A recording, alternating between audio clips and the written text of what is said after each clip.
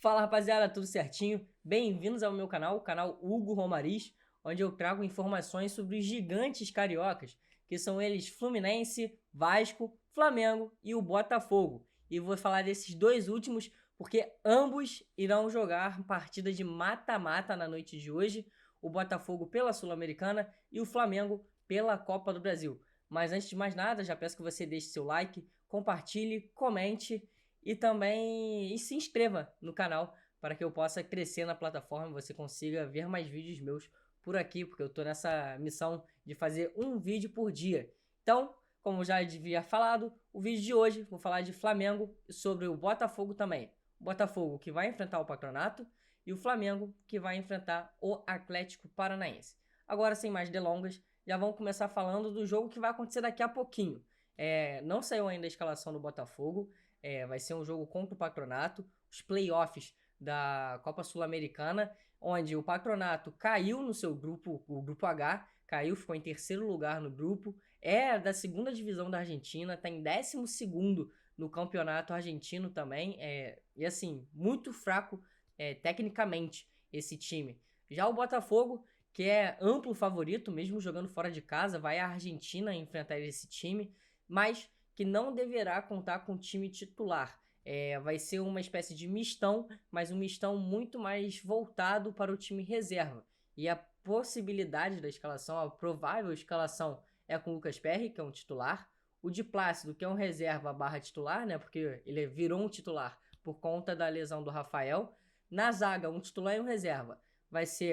Deve ser Segovia, o Luiz Segovia, não o Segovinha, obviamente, e o Adrielson, que é o titular, e o Marçal, que eu juro que eu não gostaria de botar o Marçal, mas até para pegar ritmo, que ele acabou voltando de lesão há pouco, na lateral esquerda.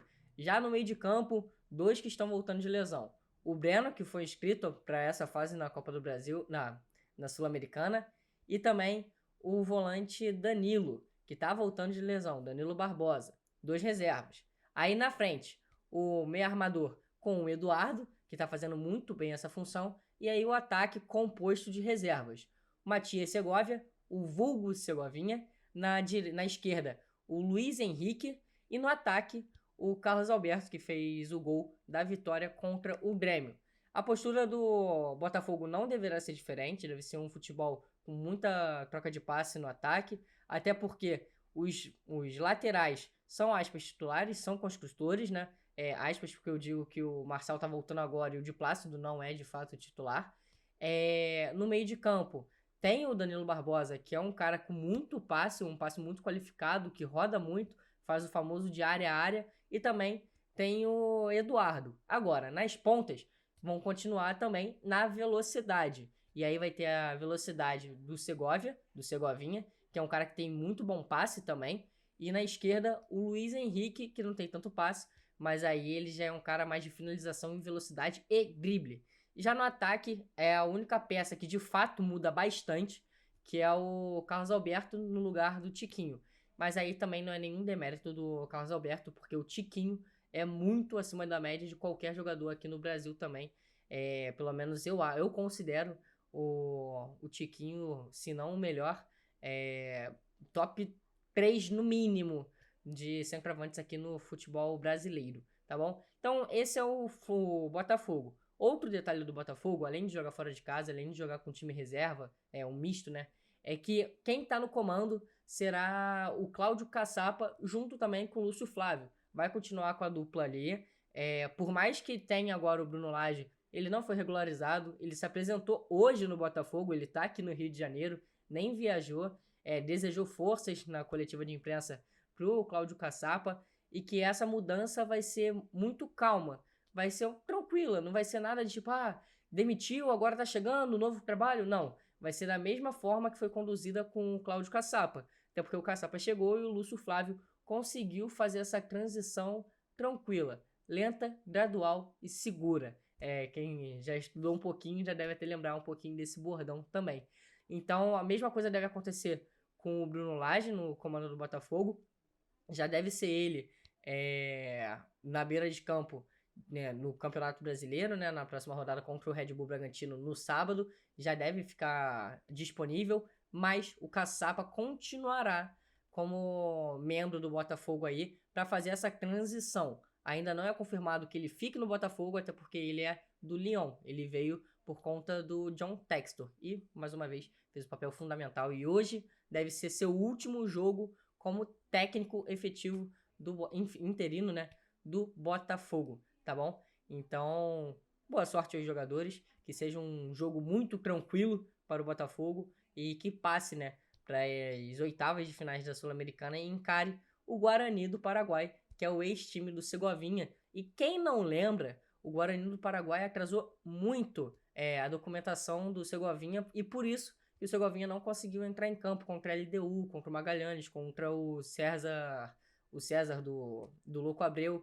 Então, assim, vamos ver como é que vai ser esse confronto também, caso o Botafogo se classifique. Agora, falando de outra classificação que pode vir a acontecer, é a do Flamengo diante do Atlético Paranaense. O Atlético Paranaense não está numa boa fase. Já são 3 jogos e 3 jogos negativos, né? 3 jogos sem vencer. No Campeonato Brasileiro são 2 partidas sem vencer. Na Copa do Brasil perdeu para o Flamengo. E aí vai jogar em casa diante do Flamengo. E o Atlético Paranaense tem um único detalhe.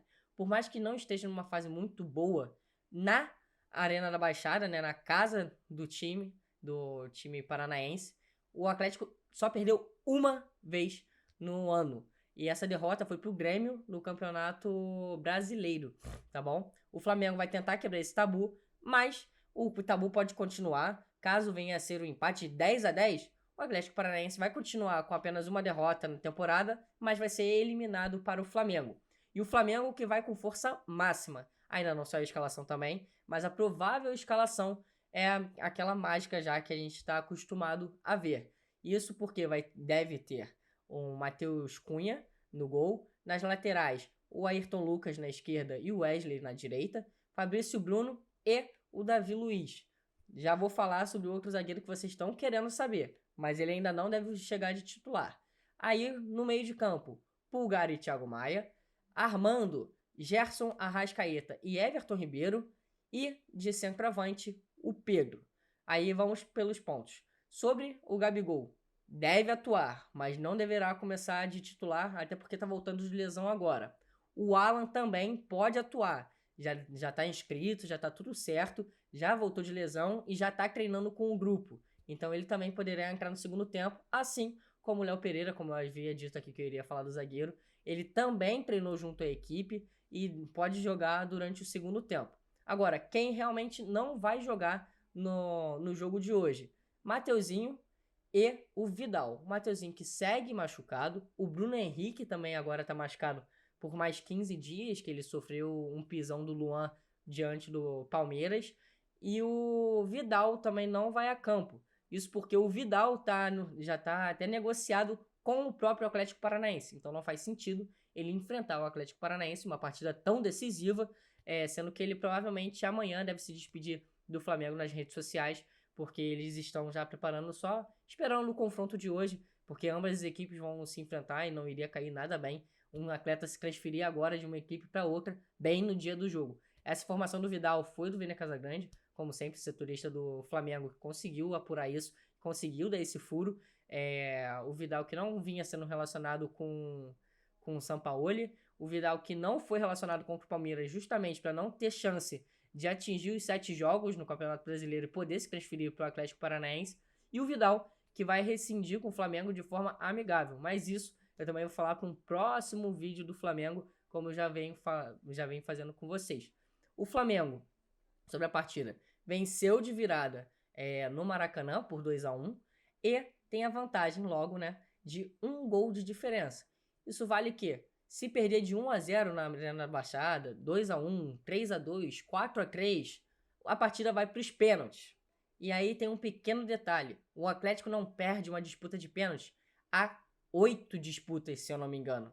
Então, não é uma boa o Flamengo perder hoje ou sentar no resultado e acabar sofrendo uma derrota, uma eventual derrota para o Atlético Paranaense. Até porque o aproveitamento nos pênaltis, que eliminou o líder do Campeonato Brasileiro, o próprio Botafogo, que eu vim falando com vocês, eliminou o Botafogo na fase passada, nas oitavas de finais, nos pênaltis, no Engenhão. Então não recomendo pro Flamengo pegar esses pênaltis aí com os paranaenses, tá bom? Então esse foi o vídeo de hoje, foi só um esquenta aí, um pré-jogo sobre os dois jogos, né? O Patronato da Argentina contra o Botafogo e o Atlético Paranaense contra o Flamengo, tá bom? Então essas foram as informações, rapaziada. Amanhã mais um vídeo diário e eu vou falar de um só time, porque não tem jogo. Então, vou fazendo nessa escala. Vocês podem me falar também se vocês gostaram desse tipo de vídeo, de pré-jogos, pelo menos dos de mata-mata. Que aí eu já vou começar a fazer mais esses jogos, até porque fica mais no meio de semana, né? Uma semana mais morta. E aí vai ter esse tipo de conteúdo. Mas fato é que todo dia tem vídeo aqui no canal. E isso não vai mudar, tá bom? Tamo junto, rapaziada. Até o próximo vídeo. Valeu!